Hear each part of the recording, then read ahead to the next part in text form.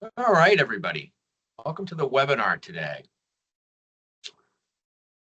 If you have any questions during the webinar, if you could please shoot them in the Q&A or the chat. I'm Eric Wellman, and I'm the EMS manager here at Maine Medical Center. And joining me today is going to be Dr. Kate Zimmerman.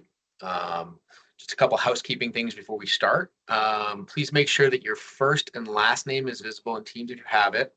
If you cannot change your name, just let me, you can either put your name and your license number in the chat so we make sure we have that for the roster and everything. And if you do need a certificate, please email me because we don't automatically make them, especially if you're out of state and need those. So that route. Let's just make sure a couple other housekeeping things. Got people's names in there. That's awesome. And all right.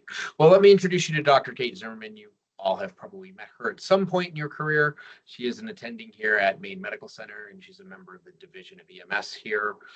Today's topic is going to be spinal injuries, some lessons learned. Kate embarked on a large research project related to spinal injuries here in Maine. And this is actually a presentation related to much of that research and some of the things that she has done over the years as our now former Associate State Medical Director for Maine EMS. Kate? Great, thank you. So today I'm going to talk a little bit about spine management, spine assessment, the lessons that we've learned through the data Kate, that you lost your audio there a little bit. You're there, but it's a little weak. I'm here. That's all I got. Better. Better? Okay. Flag me if it goes again. Okay. It may be the internet. It may be me too. If the folks out there in webinar land, is she okay? Can you hear her okay? You can throw it in the chat or the Q&A. Looks like, yep. All right. It's probably me. Okay. All right. Usually is. No, I'm just kidding. So we're going to talk today about some assessment management of spinal injuries. I think it's an important topic to review based on some lessons learned from the QI project that I participated in over the last several years. So I have nothing to disclose financially. The objectives, we will look at several things. We're going to look at the epidemiology of spine injuries, not just cervical spine, but looking at thoraco, lumbar, and some sacral. We'll look at the pathophysiology in blunt trauma. We're not going to talk about penetrating trauma today because our decision-making tools do not include penetrating trauma, nor should we be immobilizing these patients. It can actually cause more harm in patients with stab or gunshot wounds. We're going to, hopefully you'll understand the history and the evolution of spine management as it's gone through the last 50 years. Look at some unintended consequences that we've seen with the change of our spine management protocol over the last 10 years. And then again, discuss how to appropriately assess the spine and manage the spine with spinal motion restriction. And we'll look at some at-risk groups of spine injuries that we need to pay a little bit more attention to based on what our studies have shown.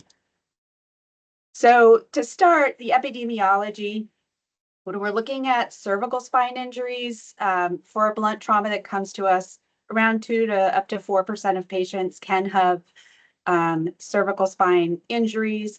So it's a small percentage, but it's not a 0%. And these can have significant consequences if missed or not appropriately treated down the line with quadriplegia, respiratory compromise being the highest problems. The rates of these injuries don't differ if you look at a level 1 trauma center versus a level 3 or even some community hospitals that are getting direct traumas. So we are not immune from it.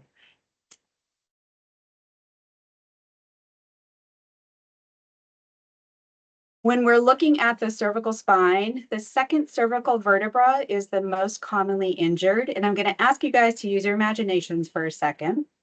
This is the second cervical vertebra that has the dens or the odontoid, which is its projection around which this first cervical vertebra will rotate. So that first cervical vertebra, if you're looking at me, right where my pointer is, that is where the skull base sits. So that holds up the skull base, and that first cervical vertebra, if you imagine my head as being the odontoid or the dens, rotates around that. That allows our neck rotation. That dens, there is a ligament that goes behind to maintain that stability so it's not slipping back and forth. So you can imagine if there's a fracture through a portion of that process, that you lose stability of the spine. And this is, again, of the cervical vertebrae, it's one of the most commonly, 24% of the injuries happen here at the dens or odontoid. Then when you combine C6 and 7, those are the next most common, accounting for about 50% of the injuries. And that's because, again, the thorax is right fixed. And now you have this big weight, your head whipping back and forth, and the area where it's bending most is down in that lower cervical vertebrae.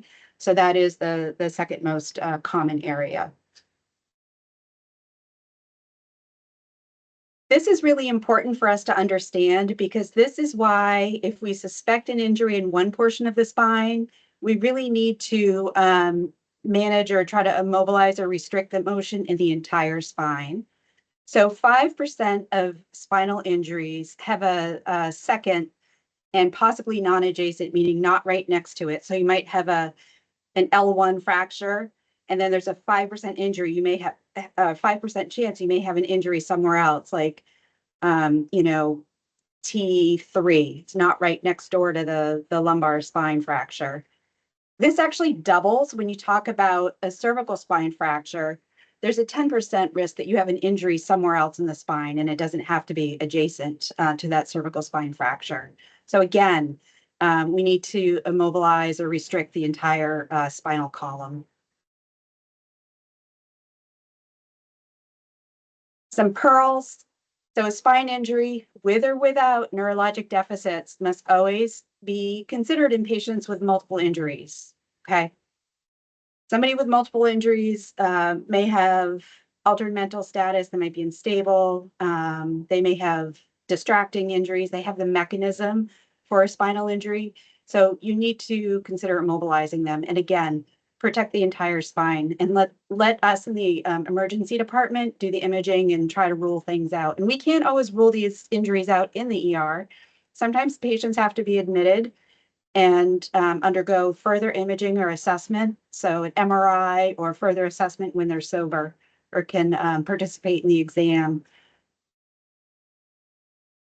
So let's talk a little bit about the evolution or the history of spine management. So we kind of go back. These are our ambulances. So back in the 1960s, Geisler et al. Put out this paper that was about EMS spine management. And it really just looked at 2 patients, and it was a retrospective review. And it was 2 patients that had delayed onset of paraplegia. So they arrived to the emergency department intact, and I don't know, a day or so later, developed paraplegia. And in this paper, they felt that the progression of this disease was due to poor spinal protection by EMS and a failure to recognize spinal injury. So that started us saying that we need to start immobilizing our patients in the field. And this is where we started to introduce the long board. It was a wooden board. I couldn't find an old picture, but for those of you who have had to work with wooden boards in the past, they are quite cumbersome and heavy. There are also short boards, which you may or may not be familiar with. But that started the spine management kind of movement. The C-collar came in a little bit later, started kind of with these soft Philly collars, and then moved on to further immobilization, the Kendrick extraction device. This gives me palpitations. I'm trying to remember which strap that goes first. when you're, we used to have to sit for our EMT and advanced EMT or intermediate back when I was doing it, EMT exams. And then we moved more towards the rigid collars that come in different sizes. And now these days we have the adjustable collars. So it's interesting as we look through the literature, going through the 60s to present. Again, the foundation was started on an N of 2 patients, but then they began to look at mechanism of injury and things like that, and reasons to looking at symptoms and then physical exam findings and how we can combine those to decide who we need to manage a potential spine injury for. The interesting thing is that in the mid-90s, so Peter Goff, one of our own here in the state, many of you are probably familiar with him. He does an airway course. He proposed in the wilderness medicine setting a set of criteria for clearing the C-spine. This was later very similar to the Nexus criteria, and the Nexus criteria was later validated in the early 2000s. But we in Maine are one of the first in the nation to have this spine assessment protocols, and we continue to evaluate it and look at it. And in the around 2013, a position statement came out talking about spine management, and maybe the backboard is not such a good thing for our patients, and that there's only a handful of instances where it could or should be used, and otherwise we can manage the spine by having the patient laying supine on a stretcher with a cervical collar in place. And now we're even looking at the utility of the cervical collar. I will tell you, though, we are not throwing out the cervical collar right now. I know it was interesting when I was presenting the research at a local forum. I had a student come up to me and say, "Oh, you guys, I didn't think we were still using cervical collars. That's not what I was taught." And that was somebody who took a class in the state. And I said, "Excuse me? No, we are still using cervical collars as part of spine management." It is being researched in terms of whether it's needed or not, or is it the right kind of collar, but we are not going to throw, don't get the cart ahead of the horse right now. We need to make sure that we're not going to be doing damage by preemptively removing things when it's not the standard of care yet. So the collar is still very much in play. So why are we here today? Well, this is kind of where the story begins. When we, in 2015, removed the backboard and head blocks as being mandatory for spinal motion restriction, we saw a change in behavior where patients were coming in a variety of positions and actually where assessments weren't actually being done. So when you look back at the protocols, the spine assessment protocol itself did not change, right? We still walk through the same steps in 2013 and 2015. And as a matter of fact, we still work through these same steps today in the most recent protocols, and it's in the next iteration of the protocols. So the assessment has not changed. What had changed was the management. And initially it was, the patient, if they're able to self-extricate, can stand, pivot, lay down. Or if you move them on a longboard, it's okay to take them off the longboard and have them laying supine on the stretcher. We tried to do a lot of education around this at the level of Maine EMS. That QR code goes to the white paper about spine management. Eric may drop a few others in the chat that talk about the self-extrication piece. It's I think an FAQ on that.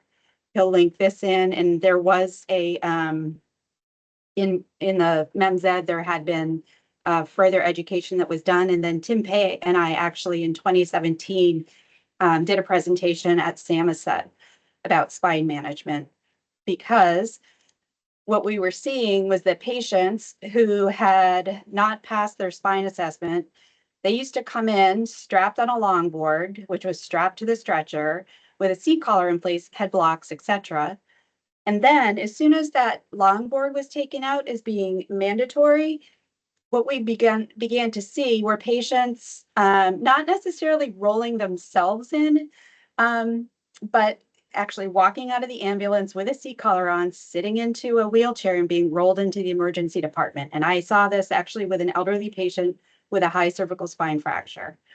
We also begin and still see patients being brought into the emergency department that are sitting upright with a collar on, so greater than 30 degrees with a collar on, or no collar at all, because an assessment wasn't done in somebody where one maybe should have been done. So I want to talk about this because it's kind of a culture change that we've observed, and that's what led us to do our QI project. So let's take a peek. All right, so this is a lot on one slide, but I'm going to walk you through kind of what our protocol was and where we are right now. So please raise your hand or throw a question in the chat if I'm losing you here. But we're going to start up here in the top left-hand corner.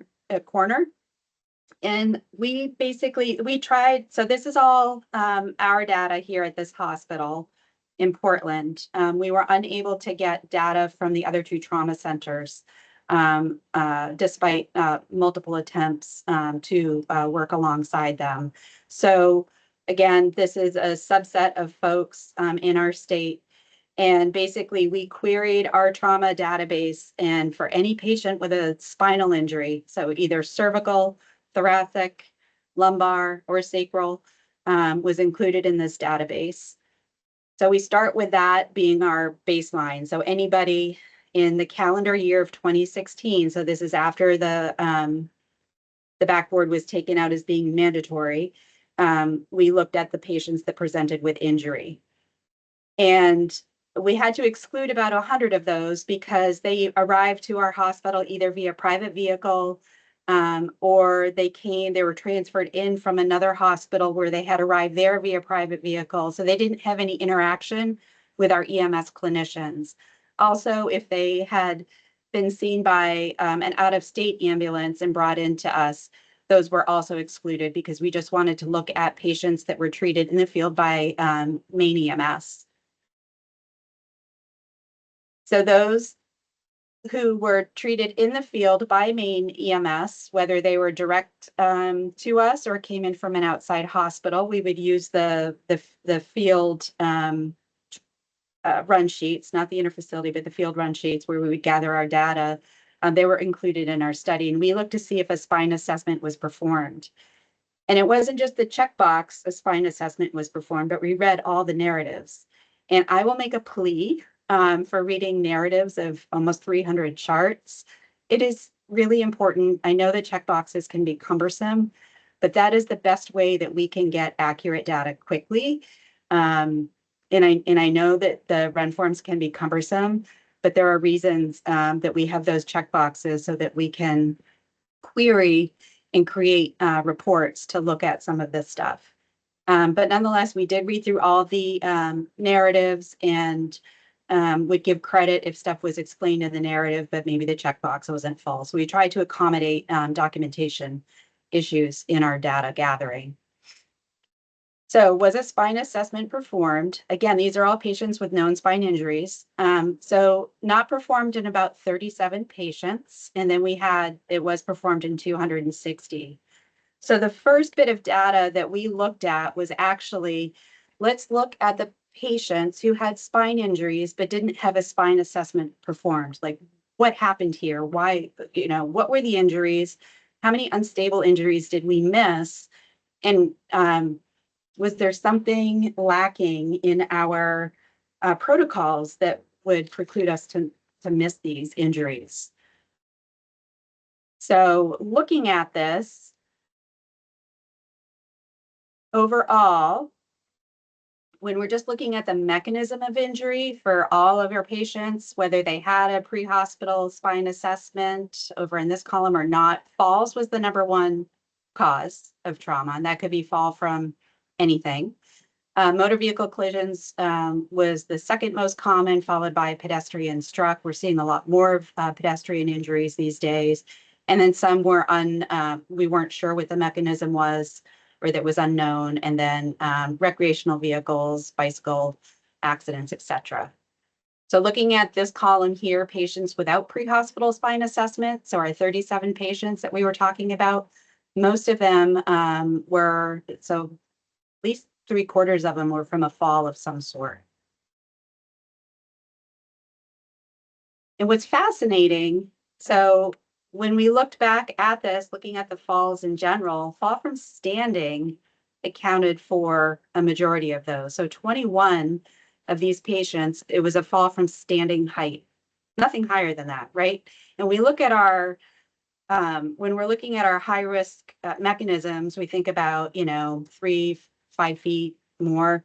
So this is interesting.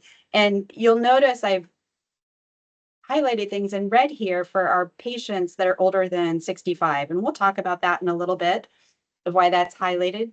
But this is the population that is most at risk. And these weren't just, an isolated transverse process fracture, which is not necessarily, it's not an unstable injury, but these were some significant injuries. So 2/3 of these were unstable, meaning in our definition of unstable was either they needed surgery or they needed to have bracing. So an Aspen collar, a TLSO brace, which is something that helps stabilize the spine, that needed these braces to be worn for a period of time. And then eventually, once the injury was healed, they could be removed. But they were considered unstable. And here I've listed out who had bracing, who had surgery. But what I wanted to point out here is that this patient who didn't, have this 41-year-old, this patient slipped and fell on the ice and was complaining of severe left flank and buttock tenderness. And his injuries, he actually had a grade 3 splenic laceration. He had rib fracture. So there was significant pain there. And I would argue that maybe that was a distracting injury. This patient with a C2 fracture was intoxicated. This L5 burst fracture. So a burst fracture is where the body just gets blown out and you can get pieces of fragments of bone that go back and hit the cord. This patient had fell at home, had right leg pain, bruising, abrasions and stuff to the face. Well, they had a distal right femur fracture, they had an intercerebral hemorrhage and an orbital fracture. So these are significant traumas that are not being appreciated and the patient is not being assessed for a spinal injury. And again, we read through all of the narratives as well to make sure that we are trying to give you guys as much of the benefit of doubt as possible. So there are definitely significant other injuries associated with these aside from just the fractures themselves. So it's not the patient's job, right, to prove that they're injured or ill when they call you and you respond. It's yours to prove that they're well. And it really takes a thorough history and physical and oftentimes imaging and other studies in order to do that. And that's kind of what I tell our residents. They want to try to be very conservative with any testing and imaging and move patients through quickly. Well, that's where you start missing things. Okay. So again, it's not the patient's job to prove that they're injured or ill. It's yours to prove that they're well. And that often takes time, and it may take studies such as imaging, labs, etc. And I would also argue that spinal immobilization is a priority in a multi-trauma. These were multi-traumas, even though the mechanism doesn't seem that high. And spinal clearance is not your priority in this case. So just keep that in mind. Those are a few mantras that I think are really important. All right, so let's look at where our spine assessment comes from. So what's the evidence behind it? And we take this from the literature that is trying to guide us with these clinical decision rules on whether or not we as clinicians in the emergency department should get x-rays. So we can extrapolate that if we don't need an X-ray, then you probably don't need to put a seat collar on them in the field. And so it's been pushed out into the field, and some have been validated as use in the field as well. So there are two major clinical decision rules that exist. There's the nexus criteria, and then there's the Canadian C-spine criteria. And we'll talk a little bit about how they're derived. There are important pieces of them, such as the exclusion criteria. You need to know what the patient population was and how big the studies were, et cetera, to be able to talk about them in a manner where you can kind of support your decision making. So we'll jump in. So the Nexus was a large study in the United States. It was done in the late 90s to early 2000s. And it Nexus stands for the National Emergency X Radiography Utilization Study Group. Sorry, I was looking for my paper that had that. So Nexus is a lot easier to say. So this was a massive study. It had 21 centers or hospitals, and these were large trauma centers, community hospitals, ones that had residency programs, others that didn't. So it was a nice representation of emergency medicine across the country. And they enrolled over 34,000 patients in this. So it was a very large study. And they really wanted to validate criteria that they had looked at, that they had demonstrated in smaller studies that would identify patients that were low risk for C-spine injury, kind of those criteria that Peter Goth had started using. And this was a prospective study, meaning like the study starts now, we're looking at patients as they come in ahead, versus a retrospective, which is like what I'm doing, which is chart dredging and looking at patients that have already come. And they looked at patients that underwent imaging for blunt trauma in the emergency departments of the cervical spine, and it was X-rays.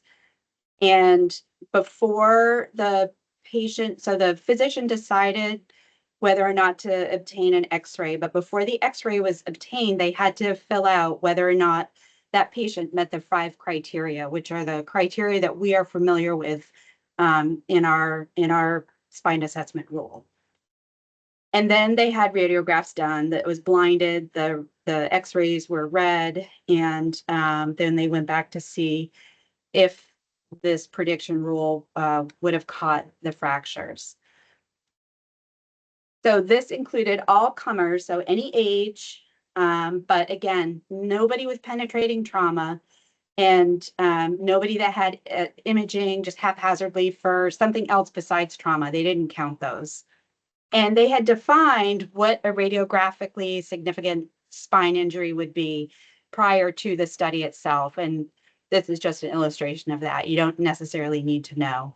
But again, something that's significant often needs bracing and or surgery.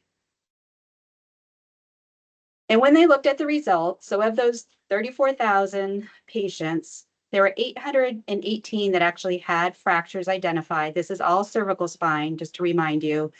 That's about a 2.4% incident of spinal or cervical spine fractures, which matches that 2 to 4% that we talked about in the epidemiology slide earlier on. And only 2 of the fractures of the 8, so they missed 8 fractures. 2 were kind of clinically significant, but really only 1 required surgery. So that was, I guess, super clinically significant. And neither patient had any lasting neurologic deficit. So they missed 8 fractures of 818. Only 1 or 2 really required, were considered significant. So that leaves us with a sensitivity of 99%, which is an important number. So if we apply this rule, we're going to catch, 99% of our patients. The specificity is pretty low. So the sensitivity, and I don't mean to make your head spin, and I always have to look this up because statistics is not my thing, but this is the true positive rate. This is the true negative rate. So we're still, we can only decrease the amount of X-rays in 12% of the patients, I think is what they kind of came up with. So we didn't decrease a ton, but if you're doing 1 million X-rays, that's still a lot of x-rays that we can potentially avoid in our patients. And the negative predictive value, which is nice. So, if we're applying this clinical decision-making rule and the patient rules out, we're pretty comfortable that they are truly ruling out. So that's important. So again, would only decrease the utilization of x-rays by 12%. But when you look at that for somebody like a career in emergency medicine, I would have to practice 125 years to miss a C-spine fracture if I'm using this clinical decision-making rule appropriately. That's pretty cool. So this is what Nexus is. Again, this is basically what your spine assessment criteria is. So we look at direct signs of spinal fracture or cord injury. So we look at midline cervical tenderness and focal deficits. So we don't want to see those. And then things that would make our exam unreliable, right? So patients, if they're not alert or they're intoxicated or they have a distracting injury, they're not going to be able to participate well in the exam. And what's interesting here is that they have left these definitions. Actually, let me head off to the next slide here. So here's our spine assessment protocol. And we start by suspected spinal injury. It's really based on, chief complaint could be pain and mechanism of injury. And we list out, what are the mechanisms, high risk mechanisms here, but really any mechanism in the right patient population, right? So the elderly fall from standing, I would argue, is a mechanism that needs to be considered for a spine injury. We start going through our criteria. So first of all, is the patient reliable or not, right? A reliable patient needs to be calm, cooperative, sober, and alert. And if they don't fall into that, then you need to manage their spine. If their mental status is if they have a GCS of less than 15, they're going to need to be managed. Their spine will. We talk about, sobriety as well in here. And when we evaluate sobriety, like in the emergency department, we're looking at patients' speech, their ambulation, appropriate level of consciousness, right? You want to make sure they're not hypoglycemic. There's other things that we check. And this is really a judgment call. And the Nexus, in the study, they left it as a judgment call because that's what we do in the field. I would say to you, if you are unsure, I would err on the side of caution and immobilize these patients. Or spine manage these patients. I know immobilize is not always the right nomenclature to use. So I would be very careful around this. As we look at distracting injuries, just remember that an injury to one person might be minor and not that painful, but to another could be significantly painful. Pain is very subjective. If it's interfering with your exam at all, I would consider it a distracting injury, right? If it's taking their focus off your assessment, it's a distracting injury. A neurologic exam should be pretty black or white. If you have any abnormal findings, if they're telling you they have numbness and tingling, that's a positive finding. But certainly if they have weakness or any other like paralysis, that's an abnormal finding as well. So you need to manage their spine. All right, so that's Nexus. Let's talk about our neighbors to the north. So the Canadian C-spine rule. So this was derived, it was again a prospective study. It included 10 centers, but it only had 8,900 patients, so 8,900, so a quarter of what the Nexus criteria had. And their rate of injury for the cervical spine was 1.7%, so a little bit lower than what we know for the epidemiology. So I'm not quite sure if this was powered enough. There certainly wasn't as big or broad of a study as Nexus was. And they came up with this C-spine rule where you could enter in if you were a patient who had trauma, so traumatic blunt trauma injury, penetrating was excluded, but you had to have a GCS of 15, you had to be alert and able to answer all the questions and do the, eye, verbal, and motor. You had to be stable as well, and that's hemodynamically stable. and the C-spine injury was a concern for you. So then you went in and you had these 3 boxes that you would go through. And if you didn't pass go, it would stick you right over to radiography, which for you would be to do spinal motion restriction. So they looked at mechanism, any high risk factor that mandated radiographies on not just mechanism, but age. So if you were 65 or older, don't pass go, you're going to get spinal motion restriction and you're going to get an x-ray. And then they list out dangerous mechanisms. So they have a fall from greater than 3 feet or 5 stairs, axial load. So that's like directly to the head that translates down the spine, such as diving. Any motor vehicle collision that's greater than 60 miles an hour. But I will tell you, I have seen other collisions at 30 miles an hour where people are pretty significantly injured. Any rollover motor vehicle accident or one that involves ejection. And then these recreational vehicles, such as ATVs, I'd include snow machines. They have bicycle collisions, and then any sort of paresthesias, or I would say paralysis in the extremities that go from radiography. All right, so if you don't have any of that, then you could go on to the next step, and they would look at a low risk factor that allows for safe assessment of range of motion. So was it a simple rear end collision? And I would argue that the headrest was an appropriate position and you were seatbelted. Were you in a sitting position in the emergency department? Were you ambulatory at any time? And that it was delayed, not immediate onset of neck pain, and you didn't have any midline tenderness.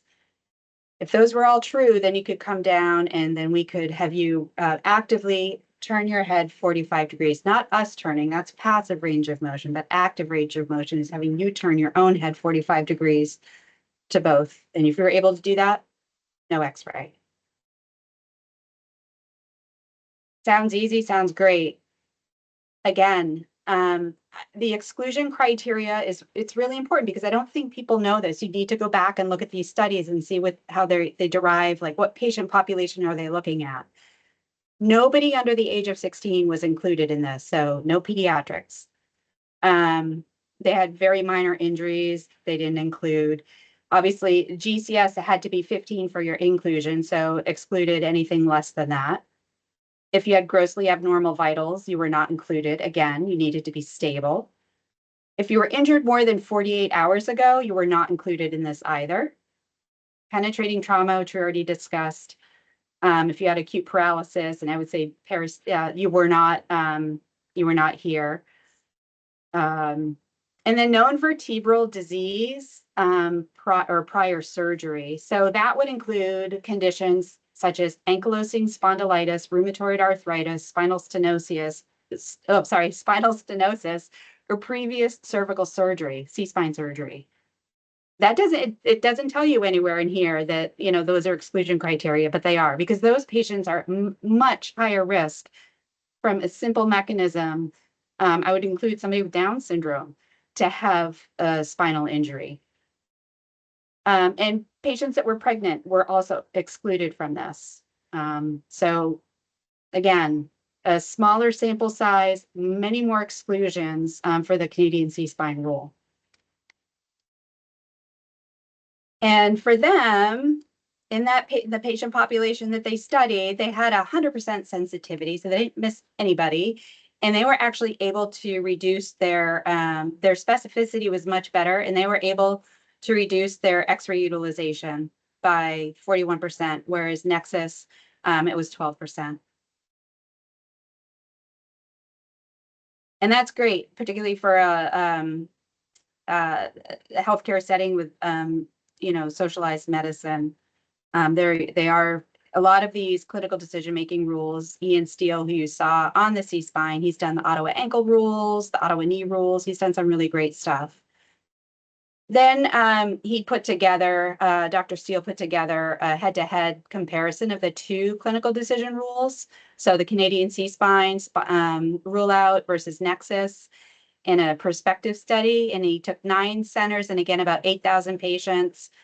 This one had an injury rate of about 2%, but almost 900 of those patients could not be included because they didn't perform the range of motion portion of the study. And so, but Dr. Steele still argues that the Canadian C-spine rule is better. But hold on, not so fast, say the Nexus authors. So again, we had over 30,000, so 34,000 patients in our rule. And if it was that bad in that number of patients, we should have missed 80 injuries, but only missed 8. And again, a broader inclusion criteria, a little bit more applicable would be the argument there. When I think of special populations, I think of Rob Anderson. He's one of our emergency medicine, internal medicine, and geriatrics trained physicians. And our elderly population is definitely a special population. And, you know, the thing about the Canadian C-spine rule that I like is, you know, greater or older than 65, and some of us are approaching that quicker than others, really mandates radiography because they are at higher risk. And that's kind of what we saw in our data, that those, even with the simple mechanism of a fall from standing height, the majority of those were over 65.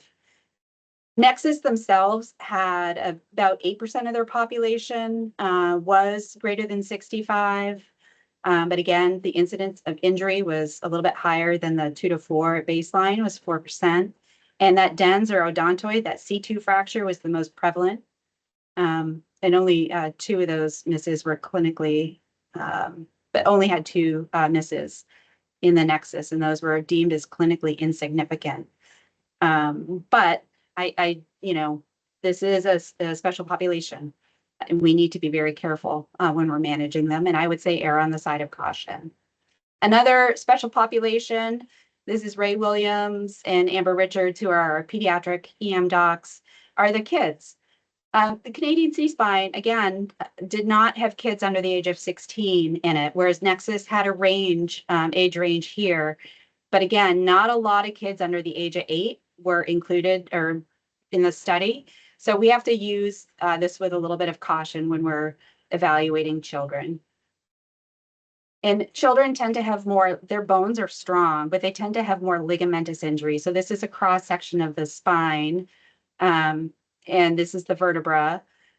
This is where your spinal cord would run. And so we have this anterior longitudinal ligament, this posterior longitudinal ligament that offer a lot of support. This is why sometimes we'll send people to MRI, because we want to know if those are damaged. If the bone looks okay, but we're still really worried, we need to take a peek. Plus we can see edema of the cord. And then these ligaments can tear and separate. And oftentimes you'll see, like, if this were to tear between the spinous processes, this vertebrae will dip and kind of break off this teardrop of the vertebra below it. But kids can have spinal cord injury without radiographic evidence. And so our clinical suspicion needs to be high for them as well. So early in the 2000s, John Burton, who was one of our former medical directors for Maine EMS, did a study. He wanted to look at, gosh, you know, we have our protocol. How are we doing? What are we missing, folks? And his study was set up differently than ours, so I can't really compare the two. But in his study, they looked at their trauma calls in patients who underwent spinal mobilization. And of the 100, they also identified spine fractures, and they only found one unstable fracture that was missed. They had 19 stables that were as well, but this unstable one, and it was an elderly woman who like moved her couch a couple days earlier, who ended up with a compression fraction that needed bracing. So he felt that we were doing quite well, and that's why we've maintained, one of the reasons we've maintained our protocol. Now, why did we take the longboard out? This has to do with a position statement, research that's been ongoing. And this was a joint position statement put out by the National Association of EMS Physicians and the American College of Surgeons Committee on Trauma. And basically, we looked at the longboards, right? And I had shared with you the data that we had earlier on about the N of, you know, like 2 patients with this delayed onset. And, you know, it's the data behind it is largely unproven. It can actually cause pain and agitation, cause respiratory compromise and pressure ulcers, right? How many of you, if you put a patient on a longboard, are, so you can see where pressure points might be, and I would argue the shoulder and the back of the head too. But who's padding up under these? I haven't seen any padding on patients that are coming in on a board. Oftentimes, you don't have time. And even in the interfacility transfers, we weren't seeing this. So it can certainly cause a lot of problems. So it should be judicious use. And so we talk about areas where it might be appropriate. Somebody with altered level of consciousness that's been in a blunt trauma, and you might have to roll them because they have to vomit. That might be an area where you would do that. Or if there was, like, you saw deformity, or they have multiple injuries and you need to use it as a splint for multiple long bones. Those would be reasons to use a longboard. But I will say that patients with penetrating trauma do not belong in a longboard, and they do not they should not have a seat collar on. The damage is done, and you can actually cause more harm by, if you had a collar on and it was penetrating trauma to the neck, you're going to miss a hematoma. It could be airway compromise. Trying to manage that airway with a collar on would be a disaster. So that's why penetrating trauma is not included in a lot of these. So spinal precautions can be maintained with a rigid cervical collar and secured firmly to an EMS stretcher. Okay. Patients ambulatory at the scene, if you bring them a stretcher up to them, they can sit and pivot and lay down. In our pearls, it behooves you to take some time to take a look at the pearls of our protocols, and there are quite a few pearls for this, but there's a reason, and we talk about the cases of when to use the longboard. And if the ones that I just talked about, but also, if it's a really unstable patient, it's going to take too long to take the backboard out, just leave them on it. We'll get them off of it at the hospital. All right, appropriate position is flat, supine, right? There are rare cases where a patient should be elevated. So severe head trauma, I would argue to elevate the head of the bed 30 degrees, right, to help jugular venous drainage. They are looking at the evidence of the seat collar and restricting flow. That is something that's being considered, but we have not taken it out, just to make sure things aren't overly tight. And folks that have respiratory distress, like true respiratory distress, not, oh, this is uncomfortable. If they're hypoxic, if they are showing signs of respiratory distress, put them up 30 degrees. And those that are obese or pregnant, to try to get the weight off of the diaphragm. And this, my friends, is 30 degrees, not 45 degrees, not 90 degrees. So again, if somebody's got airway compromise and they need to be sitting straight up, yes, there are definitely times where that is the most appropriate management. I get it. But for the majority of the other times, patients can be flat. And then again, no more than 30 degrees. We talked about penetrating trauma. This, again, talks about the patient should not be immobilized. And then they talk about pediatric and considerations. And we sneak in some of the older adults here too, and securing the kids in, their car seats and whatnot. So that all exists here in the protocol. So the last thing I'm going to talk about is just where we're headed next. So we're writing up the paper on the elderly falls, because we think that was really interesting, especially in one of the states that has a patient population that is quite old. But the next thing we'll look at, okay, so we have patients that underwent assessment and they passed. However, they had fractures, right? So for cervical spine injuries, 15, and 13 of those were unstable. Thankfully, none were surgical. They were all managed with an Aspen collar. And then we had non-C-spine, so thoracolumbar sacral injuries, so 30 of those patients, 24 of those were unstable. So 6 had surgery. So again, significant. We need to look at this. Why did we miss this? And at a very cursory glance that I did, when we're looking at C-spine, we could go back and identify distracting injuries. And yes, it is like the retrospectoscope kind of learning, but the way, if you guys are documenting and we're looking, we're like, that was a distracting injury. 3 patients who were unreliable or who had altered mental status, and 1 who had neurologic findings. And I think it was subjective, like paresthesias, but was not considered an abnormal finding by EMS. And those without, so the other spinal injuries, many had back pain, but were not point tender. But, again, new acute back pain, even when they're not point tender, we learned this here in the emergency department. We've missed folks with fractures because we're like, oh, you're not point tender. That needs to be looked at a little bit more. And then again, folks with altered mental status, some with distracting injury, and 1 patient had new neuro deficit. So 29 out of the 30 had some sort of failure point in the assessment itself. So we need to maybe practice our assessment, maybe be a little bit more open to being conservative or not being more proactive, I think is important. So in summary, hopefully these are some of the takeaway points that you've received today, right? So a spine injury with or without neurodeficits must always be considered in patients with multiple injuries, right? Because they have distracting injuries. Spinal mobilization is a priority in a multi-trauma, right? Spinal clearance is not. Move on, treat them. You want to protect the entire spine until injury is excluded. So if you're doing spine management, spine motion restriction, you are supine on the stretcher with a C-collar in place. And you are moving them with spine precautions.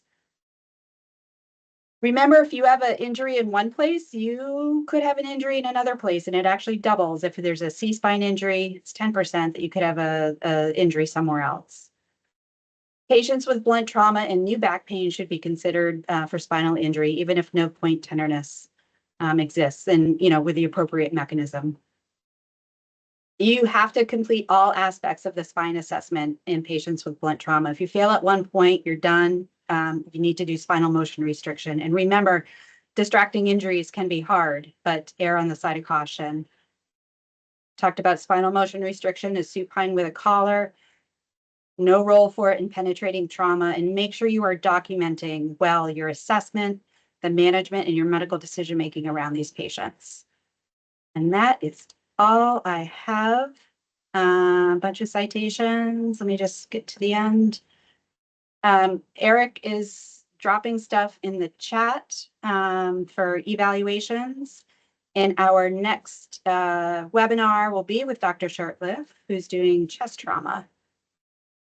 Any questions, thoughts, concerns? These are hard. I worked in the pre-hospital setting before medical school. During medical school, I ski patrolled, and trying to, put folks on backboards on the side of a hill and get them down. It's a lot of work. It's a lot of work. But our job is to try to prevent any further injury. And that's what you're trained for. And you guys are good at what you do. Again, there's a small subset that we're looking at, but we're trying to learn from the data that we're getting. So I think it's important to share it. Kate, I do have a question from the Q&A. Do you have any advice on how to manage patients who are altered, whether chronically, as seen in dementia, et cetera, or acutely, such as intoxication, and aren't tolerating the collar or laying still supine? Those are hard. That's like the hardest patient population. So document, you're trying to verbally de-escalate and reassure them. Meet them where they're at. Sometimes we can't manage these patients as we want to because they won't allow us to, and they might be moving around a little bit more. So I think considering like maybe they're not going to tolerate a rigid collar, but maybe a blanket roll. If we have warm blankets, sometimes we do warm blankets here, a blanket roll just to kind of remind them can be helpful. They might be the ones that may benefit from being upright a little bit more, but you need to document why you are diverging from kind of the standard of care, so to speak, and that you're doing the best that you can with the patient that you have in front of you. So working with them, reassuring them, having to explain to them over and over again. Get a family member, somebody that may be familiar with them to help them. Just do the best that you can. We struggle with that. Another question. We have a mid-level provider from our medical center who often tells us that we do not need to do spinal restriction when our protocols say we should. Is it okay to accept their higher level assessment? If they're giving you that advice and they are on the scene with you and you disagree, it's going to come back to you. If they're not going with you, they should go with that patient if they're going against what you think should be done or what your training is for that patient. So I would argue, I mean, we can all disagree with each other. Like sometimes I disagree and with like our resident assessment and, you know, if the resident feels, you know, I just, that's a hard, if they're going to take responsibility for that patient and go with that patient and be with that patient, then they can. But if they're not there physically and they're not going to take responsibility, then you need to follow your protocols, period. Dr. Zimmerman, would this be different for an interfacility transfer? Ooh, great question. So there have been, so interfacility transfers, if you feel like that patient's spine has not been cleared, it's okay for you to put a collar on and transport them. You know, if they haven't undergone imaging, or say they have undergone imaging, but they're still altered, like you really can't definitively clear their spine because we need them to be alert and be able to participate in a further exam to do, like when we take the collar off of somebody, we have them do range of motion, etc. We need to make sure that they're able to give us a reliable exam. We might keep them in an Aspen collar, and the next day when, you know, if they've cleared, then we can do a physical exam or they get an MRI. So I think if you're having difficulty, it's okay to call. It's okay, like, and they're in the back of your ambulance to do some spine motion restriction. If they've undergone imaging and whatnot, and the doc there feels that they are definitely clear and the patient's alert and oriented and whatnot, then yeah, they're clear.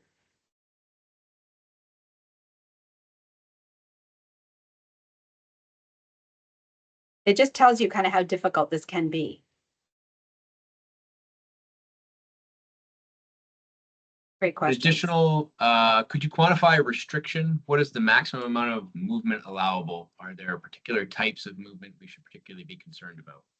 I mean, I will tell you that restriction is supine on the stretcher, securely fastened, right? So they're not like, you know, if you need to put padding along the side of them to fill in the gaps, you need to do that. So they're not sliding back and forth or up and, you know, down if you slam the brakes on.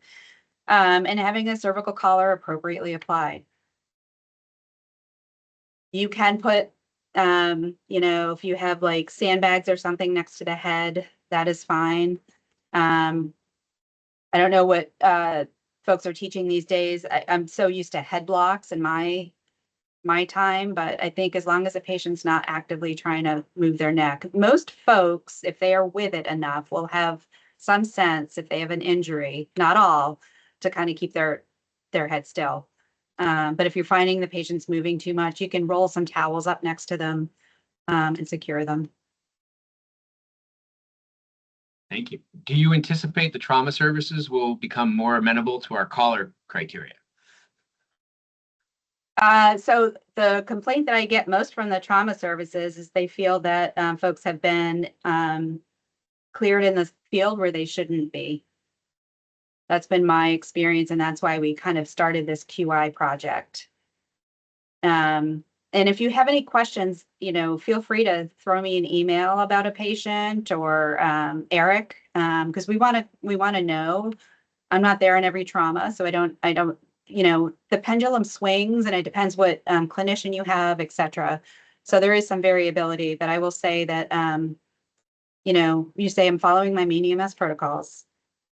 And if the patient comes in with spinal motion restriction and they're giving you a problem for that, that's an issue. I think that the bigger problem is that we clear them in the field where we maybe feel that they're based on mechanism, or maybe it's the age, they're using the Canadian C-spine, which we don't necessarily use, or something else that's concerning them, intoxication, where we've cleared them inappropriately, then that's an issue on our side.